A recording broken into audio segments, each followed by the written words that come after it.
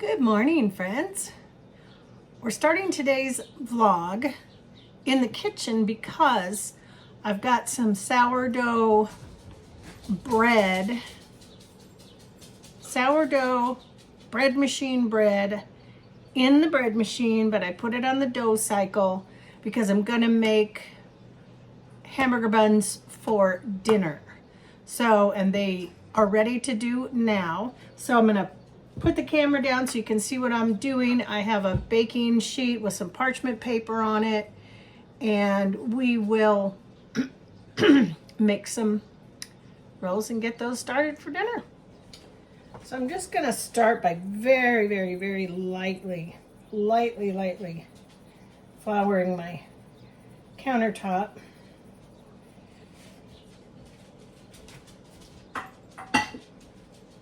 I really don't want a lot of flour on these, but I don't want them to stick to my surface either. So,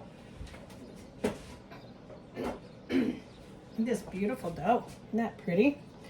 This is a recipe I got some time ago off of Pinterest.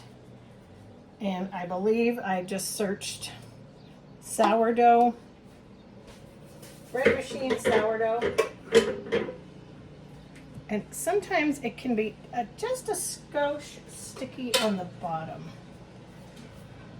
It's not too bad on the top, but just a little bit on the bottom. So just want to get that stickiness off of there so I can sort of get them ready to make into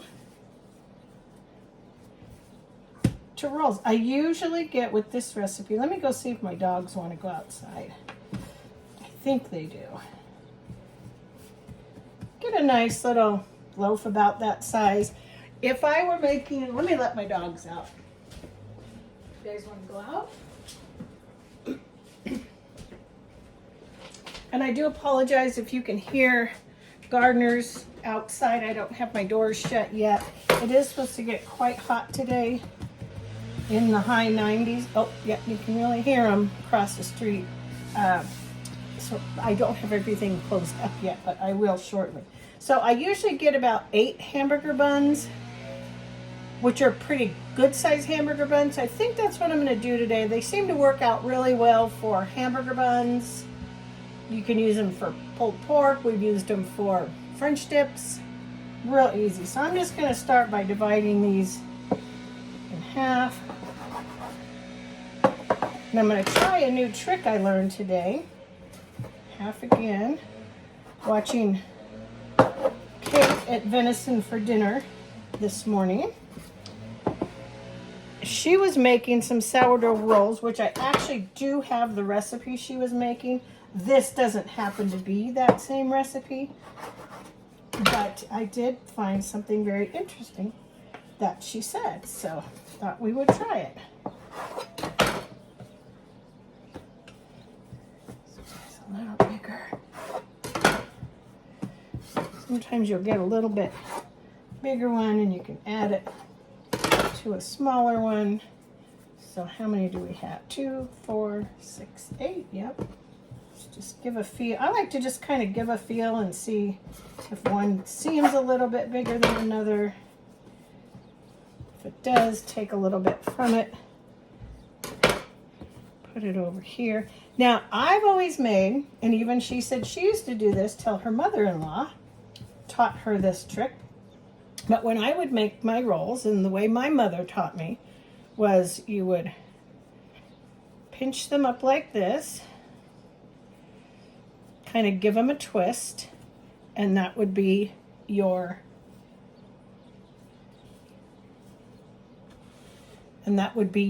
dough right there. But what I learned today was, like I said, a very lightly to no flour if you can get away with it. Mine tends to be just a skosh stickier. But what she said to do was just take your dough and just roll it like that. And then you have a perfectly formed little bun. Pop it on your baking sheet. Let me put my baking sheet right here. And that seems to work pretty darn good. This guy's a little bit smaller. Okay. Look at that. That is the neatest thing. So simple and so easy, and you have perfect little hamburger buns. I love it. It'll take some practice, but certainly easier and faster than standing there getting them all folded and tucked under. Now, once I get these done, I will cover them with a tea towel, and I will let them rise probably an hour and a half, maybe 2 hours. It's pretty warm, so they won't take too awfully long, and then I'll bake them off. I will put sesame seeds, put a little bit of an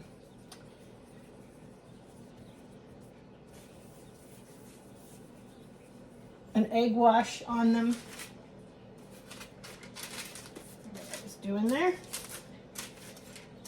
Yeah, put a little egg wash on them and a little bit of sesame seeds. I make these for my friends when we go camping, and they absolutely love them. I just took my sourdough starter out of the fridge this morning. It was very active and very bubbly, so I was able to just put it right on the counter, let it sit out just a few minutes, and then get my dough started in the bread machine. Sometimes I do it in my KitchenAid, sometimes I do it in my bread maker. Just depends on what I'm making. A couple of these are smaller, but you know what? That is quite all right because we'll eat them anyway. Nothing in this video today, this vlog, is going to be perfect. I guarantee you that. So now let's just cover it with a clean tea towel. Here's my sourdough. I'll show you that. It's looking really good. I made this, smells good, this starter in 2020. So I've had it 3 years now. Just getting better and better all the time. I have had failures in the past, but for some reason, this one just turned out to be really good. I've given several batches of this to my 2 daughters. I don't know how their current situation is with the last that I gave to them, but we shall see. I did tell them if you're not going to use it, be using it and such, keep it in the fridge. I will probably put, oh, where'd you come from? Oh, hint. I think I'm going to make some sourdough crackers this afternoon too. So I'm not going to put it in the fridge, but after I make the sourdough crackers, my starter will go back in the fridge till I'm ready to use it again. All right. Now we just wait for them to rise. So I've been wanting to do a little garden tour with you, and if you try to wait until the right time's never going to come. I'm going to insert some photos. This particular garden, this is my main vegetable garden. It's about 150 square feet. It used to be just grass, and we turned it into a complete no-dig garden. So I'll insert the pictures of how we did that, but if you want to learn about no-dig, go on over to Charles Dowding on YouTube. He's the one that I learned everything about no-dig, and the reason that it appealed to me was because we didn't have to take the grass out. You don't till it, you just cover it with cardboard, several inches of mulch, compost, and it's worked. I think we put this in 2021, spring 2021. So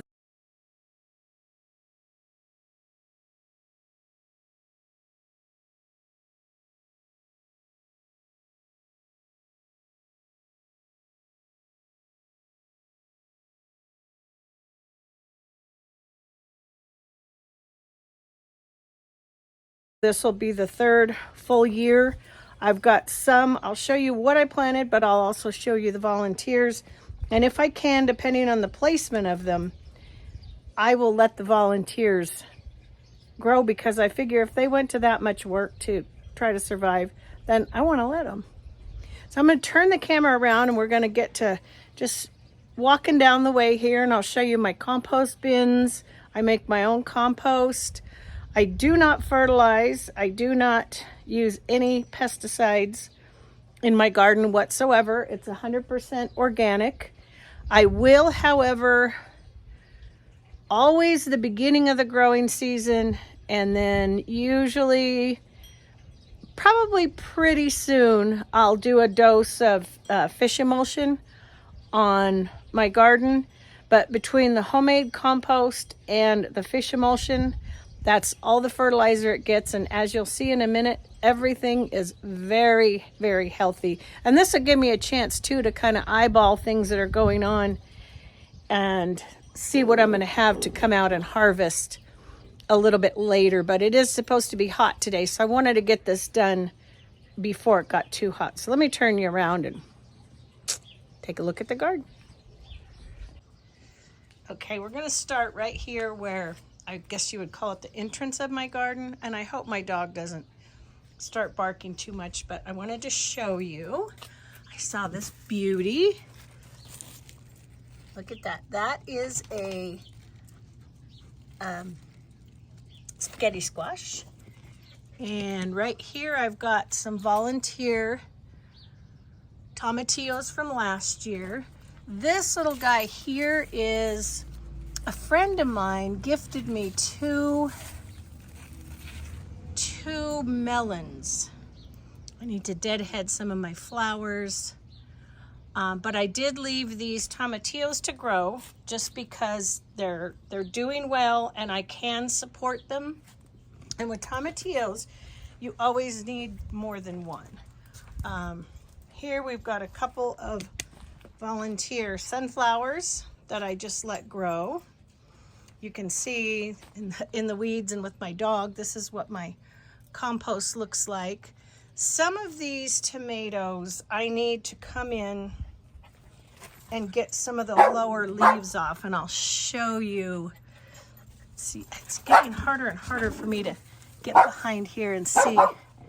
Okay, that's an heirloom garden peach. So this guy is an heirloom garden peach. I believe I've gotten one tomato off of him. Okay, back. I had to put my dog in. So yeah, we've looked at the spaghetti squash. This is, I believe, another spaghetti squash. So those two are off to a good start. Some basil. I said that's the heirloom peach. I've got basil here, basil there. My dog often loves to rub up against the basil. This one is what is this one? Kellogg's breakfast tomato. Okay, so this one, yeah. This is my Kellogg breakfast. And so is this one. And I want to get up close so I can show you the fruit. I am going to come in and remove some of these leaves. I'm getting a little bit of leaf curl. Not a problem. I mean, it is a little bit diseased, but there's no sign of blight. And all of the upper leaves, as you can see, the new growth is really healthy. So, as I said, it's a little tight quarters in here. But I want to show you, look at this tomato. And I've got a couple back here, but I think this is my biggest one so far. But a lot of these lower leaves can come off because I'm going to stick this right here in the fence So that way I can remember which that one is. But yeah, these lower leaves can come off. They're not gonna hurt anything because there's no fruit. And now that it's getting so hot, I don't think anything's gonna set. So we'll see. Down here I have some yellow squash. It's kind of struggling. I don't know, I get a couple and then a couple die, and no sign of squash bugs yet. Little cucumber right over there. Wow, mosquito. Getting bit by a mosquito. This is a pot I planted up with just wildflower seeds, so I'm not exactly sure what all is going to be in there, but I just thought it would be pretty for pollinators and color. Look at this, guys. Isn't that a massive, healthy looking zucchini?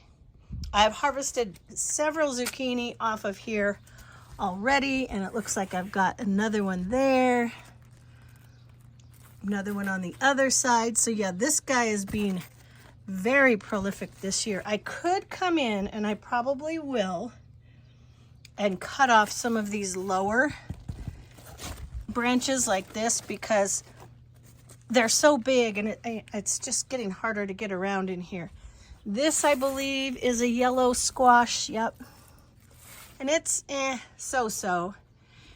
That Kellogg breakfast right there by the arbor, that's got another nice big fruit on it. Not quite ready yet. A few more volunteer sunflowers. That is a slicer cucumber that I'm training up the trellis there. This is my pickling cucumbers. I have the same thing on the other side, but they're not doing as well. I don't know quite what's wrong, but these guys are really starting to climb good, and I've harvested a few pickles, but I've got lots of, you can see I don't want to break him, but little baby right there. I don't know if you're going to be able to pick him up on the camera, but I do have several little baby cucumbers started. So every day I come out and I kind of try to support it as best I can. There's a couple there. And then this is my Sweet 100 tomato, and I've got a few ripe ones there at the bottom. And again, oh, and I noticed this just broke off. I was out here earlier today. Just the weight of it broke it off. So toss it over there and it goes into the compost bin. But again, I can come in and clean up some of these lower leaves and it'll be fine. This one doesn't have leaf curl. It just seems to be the Kellogg breakfast. I'm not sure why, but I'm getting a lot of new growth still. And always pinching out the suckers. I tried to do, believe it or not, just like 1 or 2 liters. But I don't know, they just get away from me. I got to come out. See, I'm going to have to tie this guy up again before he breaks like the other piece did. A little more basil. Probably pull this volunteer sunflower out. And this guy is I've got some yellow fruit you can see down in there. This guy is a super torch. So that's what that's called. That's another, oh no, that's a tomato. Super torch. And then this guy, he's doing good. I see no signs. I see tomato hornworms in the yard, but I'm not seeing them in my garden. So, and I've been very diligent. Now I haven't come out at night with a black light, but it may come to that. Then this guy here is they're getting so tall, but I do have them supported. It's just time to support them up again. I gotta be careful not to trip over my drip system. This guy is I always tend to forget, purple calabash. It's an heirloom. So this guy is an heirloom. And again, let's just put the little tag here in the fence so we don't lose it. This is my teepee of beans. I've got rattlesnake beans in here and pole beans, which I've harvested quite a bit already. It's another one. Look at that. This one ready to come off. That's purple pole bean. That might be the rattlesnake bean. No, I think that's the purple pole. But let me see if I can get around back in here. There's probably going to be more I can get out here and harvest. So this has been successful. Let me back up and I'm going to show you some of my peppers. So here where we live in the Owens Valley, California, high desert, I believe we're zone 8B, but I will confirm that and pop it on the screen if I'm incorrect. Chileno peppers grow really well. They're also called, I noticed on the tag, because I've got 1, 2, 3, 4, 5, 6. So there's lots of little blossoms. And when they start to set, they set really fast. But the key to Chilenos is picking them fairly small. Here's one. That's probably, that's a decent size to pick. I try to get them small. If you let them get too big, they get too hot. Now that guy, he's a little too small still. But yeah, the peppers are hotter if you let them get big. I did just harvest these, so there's really nothing much here, but I need to come back later and double check. So those are this is my industrial corner, my greenhouse, which is not in use at the moment. Stuff I pull out to put into my composters. So if I don't have dry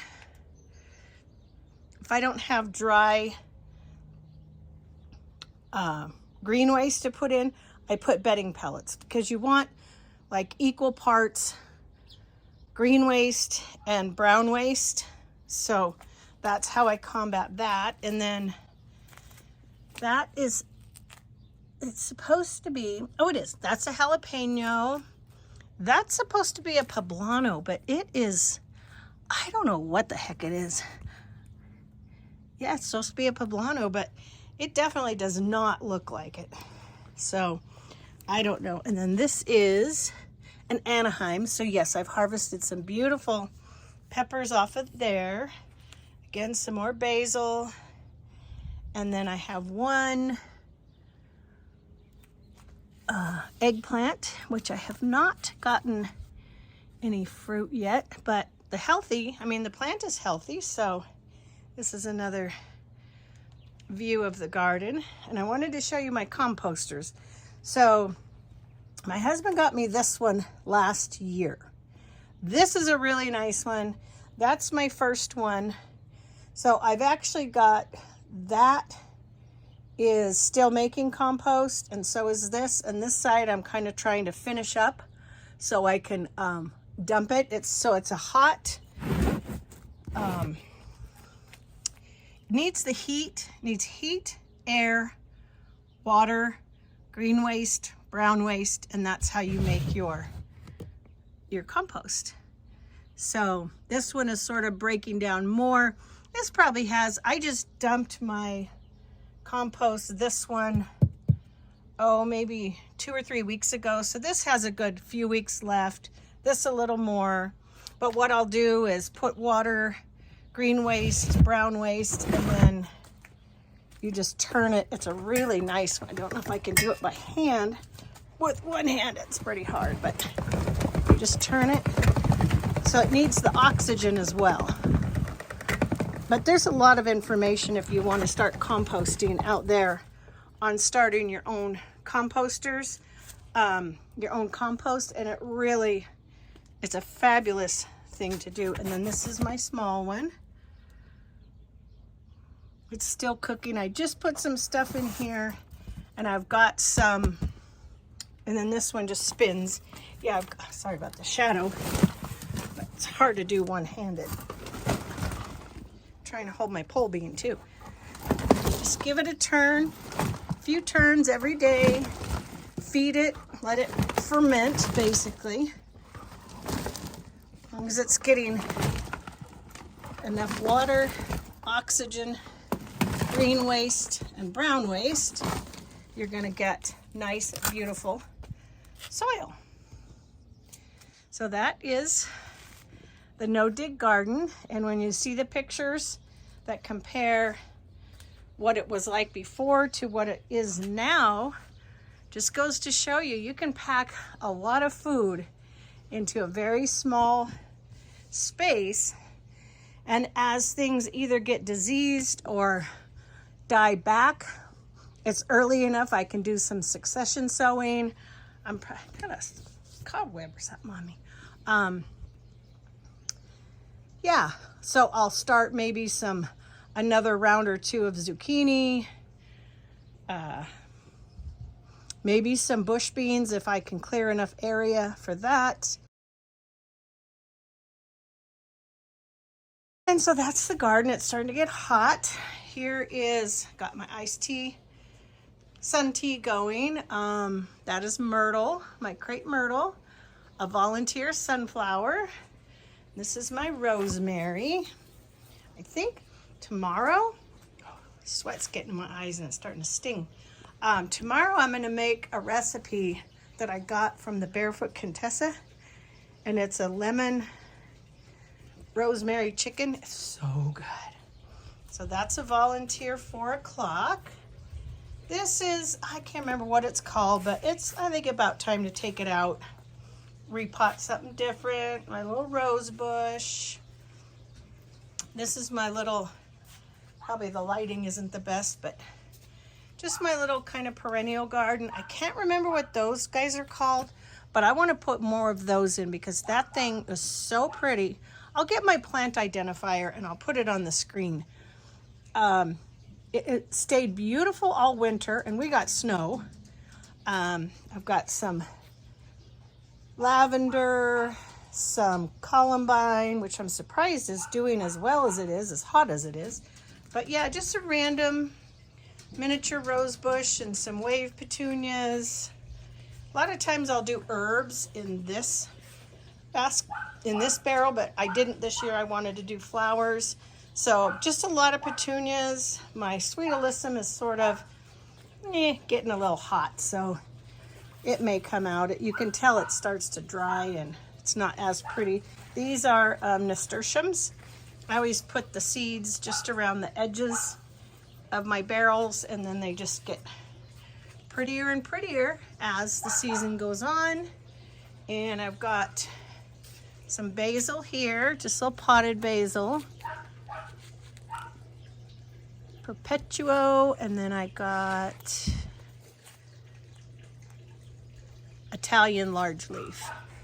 So yeah, I do a lot of caprese salads in the summertime. So I just go around and pick from my basil, and I like to have it here on the porch because it smells good. This is my little shady garden. My fountain's broken, I'll show you in a minute. But that's my honeysuckle, which is dormant right now, but I did see a couple of flushes over there. It's too hot for it right now. But this is some Virginia creeper, little bit of star jasmine. My jasmine here doesn't get that big. It's too hot. I mean, too cold. So these are my hostas. This is my big boy. And he's starting to flower. Several different varieties of hosta. Down here, this is my Jackman clematis, and it really put on a show early. I'll insert some photos as well. I took pictures when the honeysuckle and the clematis were in full bloom, and they were really pretty. Just some more hosta here along my little shady bed, and more honeysuckle. But they're up there, there's a couple little tiny blooms. But then coming on toward the backyard, I have a lilac that I think needs to be moved right here because it doesn't get enough shade. I mean, enough sun, because we have a big tree. Our neighbor had a new volunteer tree. grow. All this behind you here and coming down my clothesline is Virginia creeper. So that gave us a really nice privacy screen. And it's looking as though, excuse my swim towels, I'm gonna have to come and put some of this up here. Oh, sorry, neighbor's dog always barks at me. Yeah, I just kind of keep it trained along the fence, but it's really pretty. And then over here, I wanted to show you, my dream was to turn this shed into a greenhouse, but I don't know if that'll ever happen. And this was originally a bee and butterfly garden. I had a butterfly bush that did not come back. I had some salvia, little tiny celosia. Is that celosia? No, it's not celosia. Can't remember what it is offhand. Oh, and then a little bit of foxglove, but see this tree here? That one, it's a volunteer, and it just blocked all the sun. What little sun I got here, because you can see this is my big ash tree in the backyard. And then that tree grew, and then my neighbor has this big pine, half dead pine tree. So it just really kind of ruined what was supposed to be my bee and butterfly garden, because it was getting plenty of sun. So I'm just gonna have to rethink it for next year. And that's about it, all that I have to show you in the backyard today, but I do want to show you my fountains. This is we call it our drinking fountain, because the dogs love to drink out of it. And this is my big fountain, which looks really funny now because the base of it broke. But I figured out that I could put the pump with the very top in, and I could at least have some fresh bubbling water for the birds. And this is part of it here, and the rest of it's in the garage for my husband to eventually fix. And I just wanted to show you again, this is where we sit, one of our little sitting spots. It does, however, this time of year get a little too hot till evening time, but we come back here and barbecue. So it's a nice little sit spot, and we've got some pretty flowers around us and such. So anyway, that's just kind of the July garden tour in the backyard. Hope you enjoyed that section. All right, we're back in the house. We did our little garden tour, and I don't even think it's been an hour, and these hamburger buns are ready to get into the oven. I'm just waiting for the oven to come up to temperature, set to 375. I've got a grilled cheese made with homemade sourdough bread going for my lunch because I'm getting hungry. But I wanted to show you guys what these look like. We're gonna give them a little bit an egg wash, put some sesame seeds on them, and get them in the oven. So take a look at these babies.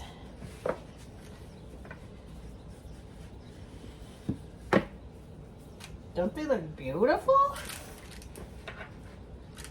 That wasn't even, I don't think that was even an hour. And look how gorgeous they look. So I'm just gonna give them a little egg wash. Very gently. I don't want to deflate them, but I would like the sesame seeds. If I don't have sesame seeds, which I had run out in the last couple batches I made, I still did either a little egg wash or a little butter, and then just sprinkled on some like kosher salt, just for little prettiness. Yeah, those are gorgeous.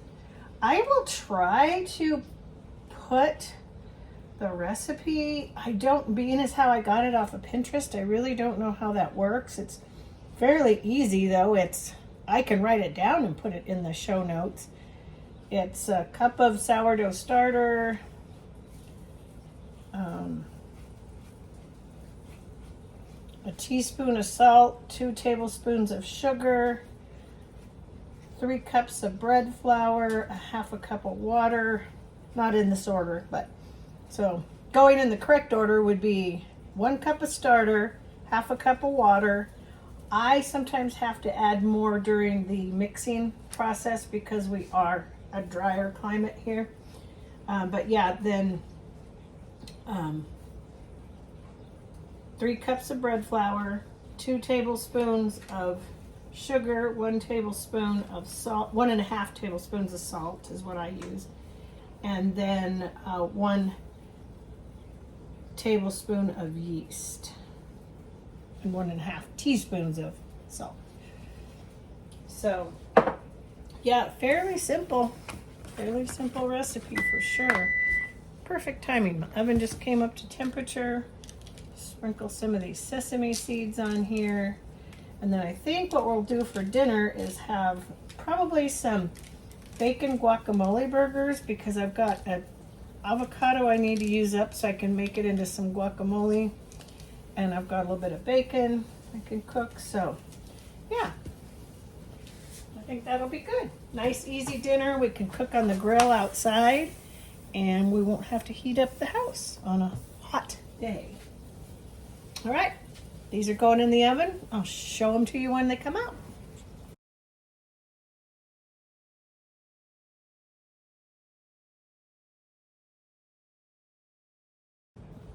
All right, it's been about 15 minutes. I set the timer for 20 and we have a few minutes left, but they look like they are ready. So I'm gonna go pull them out. Check the internal temperature. You want it to be at least 180. I think it's up to 200-ish is a good temperature to know that your bread or your hamburger buns are completely ready to go.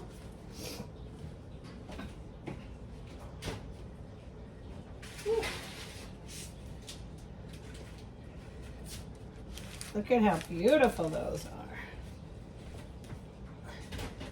Okay, let's just do a little internal temperature check here. Doing this one. Pan's hot.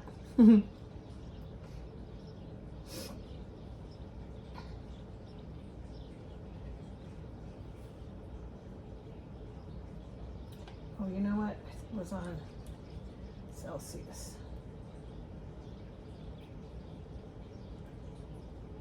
Fahrenheit. There we go.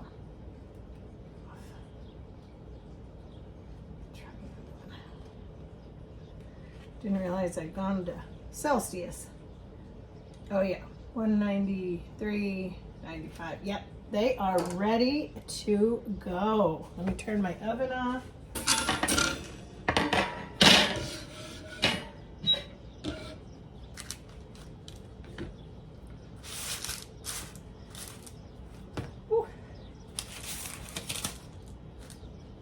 Now you could make these smaller, do 10 of them, and then you would have 10 smaller rolls. So that would just be really a matter of preference, and that's with the recipe. So you could double it if you wanted to do more, or you could do the recipe that I'll leave in the show notes and get either 8 good sized buns or 10 slightly smaller.